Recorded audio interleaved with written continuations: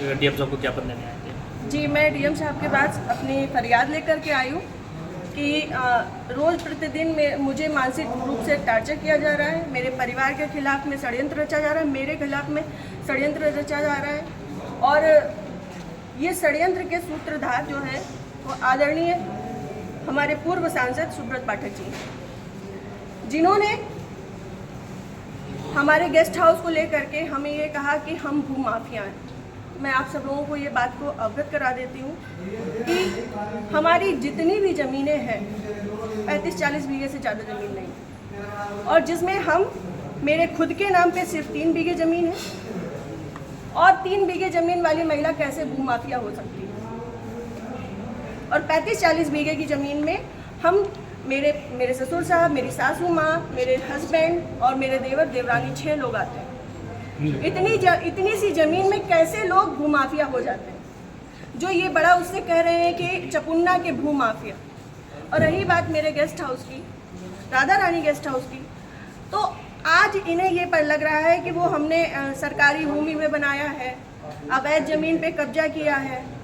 तब क्यों नहीं लग रहा था जब 5 साल से उसी में दावतें खा रहे थे, भारतीय जनता पार्टी की मीटिंगें कर रहे थे, हमारा पैसा खर्च करवा रहे थे, रोज मीटिंगें हो रही थी, तब क्यों नहीं ये आपको लग रहा था? आप पूर्व सांसद के ऊपर एक आरोप लगा रहे हैं, बिल्कुल, आप भी बीजेपी के कार्यकर्ता? मैं बीजेपी की कार्यकर्ता हूँ और बीजेपी में ही काम करती हूँ शुरू से लेके लास्ट तक, जब तक मेरा जीवन मुझे अलाउ करेगा, जब तक ये कन्नौज के नेता मुझे सहर्ष भारतीय जनता पार्टी में रहने देंगे, तब तक मैं भारतीय जनता पार्टी की ही सदस्य हूँ। पार्टी में आपने इसकी उच्च पद पे लोगों से शिकायत की है? मैंने ये इस विषय के बारे में यहाँ से लेके प्रदेश अध्यक्ष तक को सबको सारी बातें पता है, और आज से नहीं पता है, ये पिछले 2 सालों से पता है। मेरे पिताजी, मेरे ससुर साहब, मेरे हस्बैंड, मेरे हम सब लोगों के लिए हत्या तक का मतलब षड्यंत्र रचा जा चुका है, और विगत के चुनाव के निर्णय के बाद ही रचा गया। पिछली 4 जून को रिजल्ट आया है, पिछली 3 जून को ये हमारे गांव गए थे। हमारे गांव जाकर के इन्होंने, हमारे राइवल्स हैं जो, उनके घर जाकर के इन्होंने 2 घंटे की बैठक रखी जिसमें षड्यंत्र रचा गया। और उसके बाद ही उसी दिन इनके एक प्रमुख कार्यकर्ता कहिए, चमचे कहिए, कुछ भी कहिए, वो जीतू त्रिपाठी, उन्होंने मेरे ससुर साहब को फ़ोन किया, जिसकी मैं रिकॉर्डिंग आप सबको भेजूंगी और चाहूँगी कि मीडिया में आप चलाएं। उन्होंने मेरे ससुर साहब को धमकी दी कि अगर चपुन्ना चुनाव नहीं जीता तो आपको 4 तारीख के बाद देख लिया जाएगा। उसके बाद से ये सारा षड्यंत्र रचा गया। क्या चुनाव हरवाने में आपका भी श्रेय जाता है? मैं भारतीय जनता जिस पार्टी तरीके से वो की आरोप कार्यकर्ता लगा रहे हैं, क्या वो कुछ भी कहे, वो तो ये भी कह रहे हैं कि भाई नया त्रिपाठी ने 20 लाख रुपए ले लिए थे सपा से। वो तो उनका मुंह है, कुछ भी कह सकते हैं। पर मैं भारतीय जनता पार्टी की कार्यकर्ता हूँ, और सभी लोग सोशल मीडिया जानते हैं, चलाते हैं, सभी लोग मेरी आईडी में देख सकते हैं कि मैंने किस तरीके से काम किया है। मैं सुब्रत पाठक के लिए काम नहीं करती, मैं भारतीय जनता पार्टी के लिए काम करती हूँ। आपने प्रशासन और पुलिस से शिकायत की इस बारे में? जी, मैंने पिछली 25 तारीख को प्रशासन पुलिस से शिकायत की थी, जिसमें सीओजी की टीम गठित है, और अभी तक कोई भी पकड़ा नहीं गया। क्या मानती है पुलिस, प्रशासन और पुलिस दोनों लापरवाही कर रहे हैं?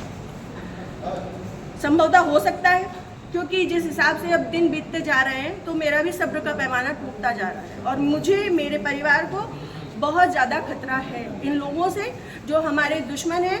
चूँकि सुब्रत पाठक जी ने, हमारे जो राइवल्स हैं, सभी आजीवन कारावास के मुजरिम हैं। सभी आजीवन कारावास के मुजरिम हैं। मैंने इसमें लिख के भी दिया है, संदीप तिवारी, प्रदीप तिवारी, मनोज अग्निहोत्री, ये बलात्कारी केस के और आजीवन कारावास, गैंगस्टर, इन पे सब तरीके की धाराएं लग चुकी हैं इनमें, ऐसे लोगों के साथ में। और जिसको इन्होंने हम लोगों की सुपारी दी है, अखिलेश यादव उर्फ छक्की, वो इनके, हाँ, यहाँ ठटिया का ही निवासी है, गांव झहुआ है उसका। वो इन लोगों के साथ में, सुब्रत पाठक के साथ में भी जेल में रहा है, और इन लोगों के साथ में भी जेल में रहा है, और अभी फरार है।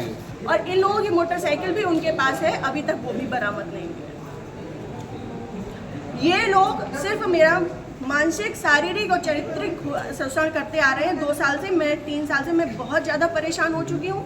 अब ये चीज़ें नहीं होंगी। आज आपने जिलाधिकारी से बातचीत की है, क्या उन्होंने आश्वासन दिया? उन्होंने मुझे पूर्ण आश्वासन दिया है कि इस पे निष्पक्ष जांच होगी, क्योंकि हमारे पास रिकॉर्ड्स भी हैं, हमारे पास सबूत भी हैं और बहुत सारी चीज़ों के सबूत हैं।